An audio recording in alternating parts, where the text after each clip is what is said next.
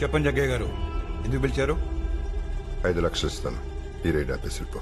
5 కోట్లు ఇచ్చిన ఆపనం. తిక్కనాయారా, 5 లక్షలు ఎన్ని సున్నాలుంటాయి తెలుసా నీకు? సున్నాలు పెంచి లంచంతో నన్ను వంచలేరు. రేపు నువ్వు రిటైర్ అయినాక నీకు పెన్షన్ కోసం కూడా లంచం ఇవ్వాల్సి వస్తుంది. సున్నాల్లోనే సుఖం ఉంది. నీ నిజాయితీ నీకేమి ఇవ్వదురా. ఎన్ని సున్నాలున్నా ఎంత డబ్బున్నా బంగారు పళ్ళను తినగలరు గాని బంగారు పళ్ళాన్ని తినలేరు. స్వార్థపరుడికి మంచి భోజనం ఉండొచ్చు, నిజాయితీ పరుడికి మంచి నిద్ర ఉంటుంది. నేను తెగిస్తే ఎట్లా ఉంటుందో తెలుసా? తెగించండి జగ్గయ్య గారు, ఒకసారి చూడాలనుంది, ప్లీజ్. ఇదిగో ఆఫీసర్లో సంధికి మీ రాజు ఒప్పుకోలేదు, అందుకే సైన్యానికి చెప్తున్నాను. ఆ లోపల దొరికిన బంగారం అంతా మీరు పంచుకోండి. రైడ్ ఆపేసి మీరు ఇంటికి వెళ్ళిపోండి. వెళ్ళండి, బతకండి.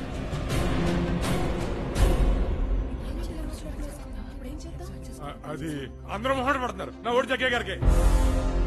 అవును సార్, మా నాన్న గుండె ఆపరేషన్ చేయించాలి, 1,00,000 రూపాయలు అవుతుందన్నారు డాక్టర్లు. నా జీతం 3,500. ఆ 1,00,000 సంపాదించేలోపు ఆయన గుండె ఎక్కడ ఆగిపోతుందో అని భయంగా ఉంది సార్. మా చెల్లి పెళ్లి చేయాలి సార్, 2 లక్షలు కట్నం అడిగారు. కట్నం అడగడం నేరం కానప్పుడు లంచం నేరం ఎలా అవుతుంది సార్? ఇదే నా ఫస్ట్ రైడ్, అప్పుడే లంచమా? నాది ఫస్ట్ రైడే, ఫస్ట్ రైడ్ తో లైఫ్ సెటిల్ అయిపోతుంది. ఇలాంటి ఆఫర్లు మళ్ళీ మళ్ళీ రావు. నాకు ఓకే. బహుశా ఇదే నా చివరి రైడ్ ఏమో సార్. నెక్స్ట్ మంత్ నేను రిటైర్ అవుతున్నాను సార్.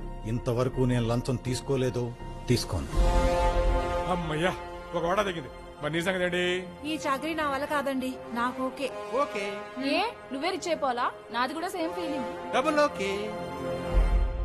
నాది కూడా సేమ్ ఫీలింగ్. అవసరాలు అందరికీ ఉంటాయి, అవకాశాలు కొందరికే వస్తాయి. ఈ ఒక్క రైడ్ జరిగితే దేశం ఏ మారిపోదు, కానీ ఈ రైడ్ వల్ల మన జీవితాలే మారిపోవచ్చు. అందుకే కులం చెడ్డ సుఖం దక్కాలి. దొంగతనం చెయ్యాలని డిసైడ్ అయినప్పుడు 100 రూపాయలు కాదు, 100 కోట్లు కొట్టాలి. 200 కోట్లైనా మేము రెడీ. ఈ మాత్రానికి వీడి ఆఫర్ ఇస్తే అదే మొత్తం పట్టుకుంటే ఈ ట్విస్ట్ నేను ఊహించలేదు. అమ్మ బచ్చన్ బాబు, పెద్ద మొత్తంలో పట్టుకొని మనమే పెద్ద ఆఫర్ ఇద్దాం. ఏమంటారు? ఈ ఇంట్లో ఇంచు కూడా వదలకండి. తవ్వినోడికి తవ్వినంత, పట్టుకోనోడికి పట్టుకోనంత. గోడలు బద్దలు కొట్టండి, లాకర్లు పగలు కొట్టండి, ఎవరైనా అడ్డొస్తే ఎర్రక్ కొట్టండి.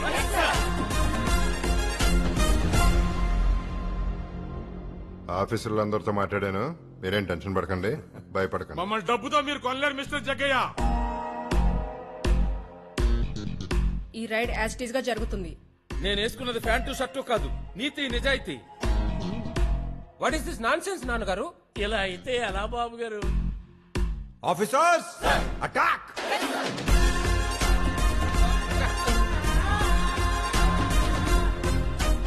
రామ్మూర్తి గారు, సుబ్బారాయుడు గారు, ఈయన ఈ ఊరు హెడ్ మాస్టర్, ఈయనేమో పోస్ట్ మాస్టర్. ఈ రేడ్ కి వీళ్లే విట్నెస్. అయ్యా, ఇందులో మా ప్రమేయం ఏం లేదు. మీరే మాకు దేవుడు, దయచేసి మమ్మల్ని క్షమించండి. నమస్కారం.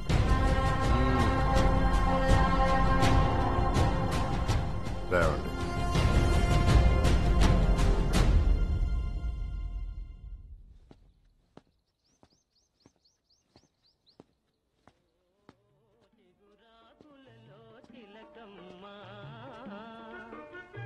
చిన్న మాట వినరావమ్మా, ఓ చిగురాకులలో తిలకమ్మా, చిన్న మాట వినరావమ్మా.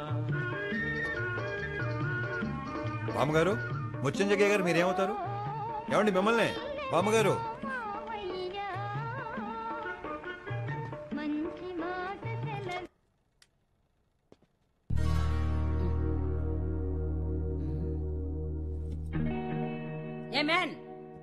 ఎవరు నువ్వు? ఇన్కమ్ ట్యాక్స్ డిపార్ట్మెంట్ నుంచి వచ్చాం. వచ్చారా? అనుకున్నా మా జగ్గయ్యకి ఏదో ఒక రోజు ఇట్లాంటిది ఏదో జరుగుద్దని నేను ఎప్పుడో అనుకున్నా.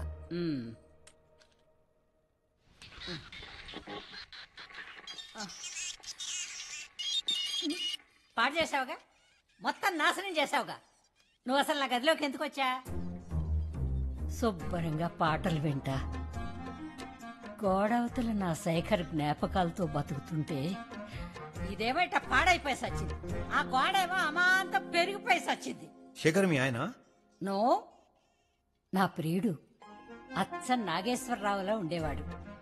ఆ రోజుల్లో అమాంతంగా గోడ పెరిగిందన్నారు. ఏ గోడండి? పాట పాడి చేసింది కాక ప్రశ్నలోట నేను చెప్పనా? చెప్పండి బామ్మగారు ప్లీజ్. నా పాట నేను వింటేనే చెప్తా. అది కాదండి. ఏది కాదు? ఆయనతో అనుభవాలు ఎలాగూ లేవు, కనీసం జ్ఞాపకాలతో కూడా బతకనివ్వరా? నేనిప్పుడు పాట విని తీరాలి అంతే.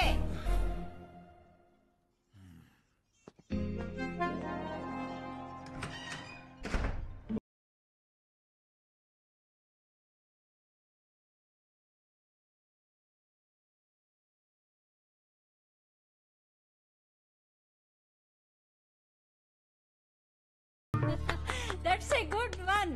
అచ్చా అక్కినేలా చేసావు. ఆయనలో స్టెప్పులు వేస్తావా? స్టెప్లా? ఏ గోడ చూడాలని లేదా? ఉంది.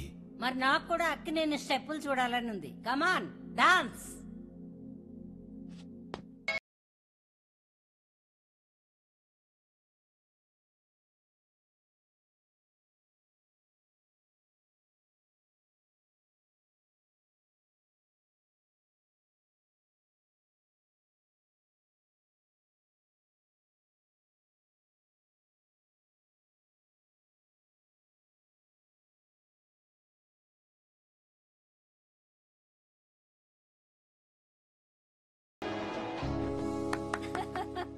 గోడ చూడాలి అంతేగా? అంతే బామ్మగారు. పద ప్లీజ్.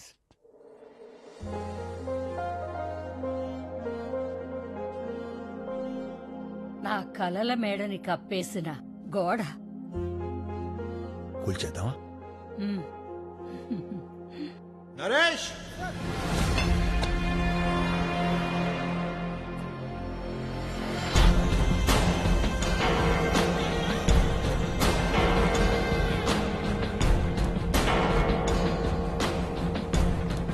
అన్నా 6 తర్వాత రైడ్ ఆపేయాలి. చిన్నోడా అన్నా 6 తర్వాత రైడ్ చేయకూడదు. నువ్వు చెప్పిన రూలే. 6 గంటల తర్వాత అంటే అసుర సంధ్యా వేళ, అంటే రాక్షసులు తిరిగే వేళ. ఇక్కడ రాక్షసులు తిరుగుతారు కూడా. రాక్షసుడు ఎవరో కాదు, నేనే హిరణ్యకశిపుండ. పుత్ర ప్రహ్లాద, ఎక్కడ్రా నీ హరి? అరే గురుజీ, నిన్నేరా? ఎక్కడ్రా? అరే గురుజీ, ఇందు గలడా నీ హరి? కలడు. ఈ స్తంభంలో కలడా? కలడు. అయితే చూపించు.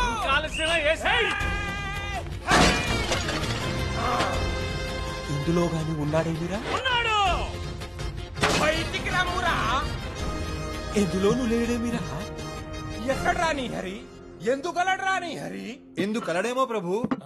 Are you sure? 100%. Hari Hari బయటికి రమ్మురా. ఇందులో ఇంత డబ్బా?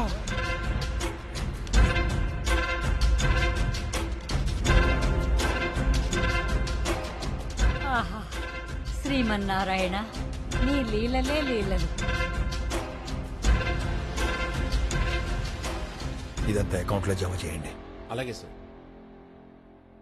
ఇక్కడ చూస్తే అన్ని చిత్తు కాగితాలున్నాయి. ఏడి మీ శ్రీహరి? అందున కలడేమో అనుకుంటున్నాను స్వామి. ఎక్కడా? అందున గోడ మూలన. అయితే పదండి. రండి స్వామి. ఈ రోజు హరిని వదిలే ప్రసక్తే లేదు.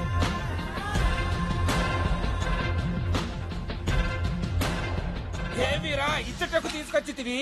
ఇందులో గలడా నీ హరి? కన్ఫర్మ్ ప్రభు, ఇందునే కలడు. అటులనా?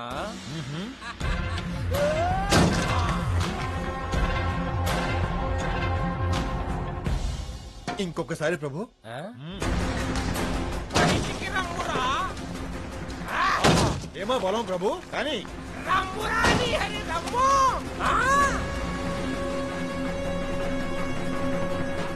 హరిని పిలిస్తే లక్ష్మి వచ్చుతున్నదేమి? ధన్యోస్మి ప్రభు. మొత్తం బయటికి తీసి అకౌంట్ లో జమ చేయండి.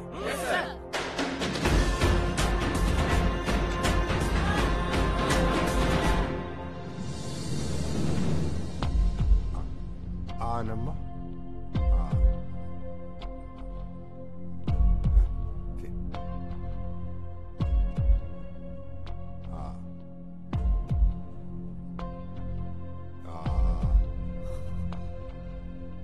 మన ఊరి కుట్ర తట్టడానికి భయపడే ఆఫీసర్లు మన ఇంట్లోకి చొరబడ్డారు. ఇలాగే వదిలేస్తే రేపు బెడ్రూమ్ లో కూడా దూరిపోతారు. నీకెందుకు నోరు మూసుకుని తిను. అవునా? రేపు డబ్బంతా పట్టుకుపోతే నన్ను హీరోకి పెట్టి సినిమా ఎలా తీస్తారు? మరే మన సినిమాకి ఆకాశమే హద్దు, ఖర్చుకు లేదు పద్దు. లెస్స పలికి తిరి భుజించు. అటులోనే. ఎందుకమ్మా ఆఫీసర్ కి గోడ గురించి చెప్పావు? మరి నువ్వెందుకమ్మా ఆ గోడను అంతలా పెంచావు? వస్తే ముసల్దానా మూసుకొని తిను. ముందు గురూజీ గారు అనాలి. చెత్తబ్బ గైడెన్స్ వీడును. సోదరా అంటే మమ్మల్ని అనండి. మా గురూజీని ఒక్క మాట అన్నా సహించేది లేదు, క్షమించేది లేదు. ఇంత జరిగినా ఇంకా కిరీటం కూడా తీయట్లేదు చూడండి. రామారావు గారు ఉదయం ఒక్కసారి కిరీటం పెడితే రాత్రి పడుకునేంత వరకు తీసేవారు కాదంట. మేము అంతే, పడుకునే ముందే తీస్తాం. గురూజీ కిరీటం తీస్తే రామారావు గారు ఒప్పుకుంటారే మగ నేను ఒప్పుకోను. అయినా డబ్బంతా మీ దగ్గర పెట్టుకుని మమ్మల్ని అంటారేంటి? మీకు అంత ఇష్టం లేకపోతే ముస్టోడ వేషం, మూగడ వేషం వేసుకోండి. నా ట్రైనింగ్ లో మాత్రం గురూజీ ఒక్క మాట మాట్లాడితే ఇంకా ఆపండి. నాకు జిలేబీ కావాలి. వద్దమ్మా నీకు షుగరు. ఇప్పుడు నువ్వు జిలేబీ పెట్టకపోతే రేపు నేను వాడితో మీటింగ్ పెడతా. గొప్ప కొంపరా బాబు. ఇంత జరిగినా అసలు ముత్తలా దిగుతుందో. ఇకపై ఏం జరగదు కాబట్టి. అంతేకాదు ఈ రాత్రికి ఏం జరిగినా మీరెవరు మీ గదుల్లోంచి బయటికి రాకూడదు. అంటే తలుపులు గట్టిగా బిగించుకుని పడుకోండి. నువ్వు తినమ్మా, కొంచెమేనే చాలు.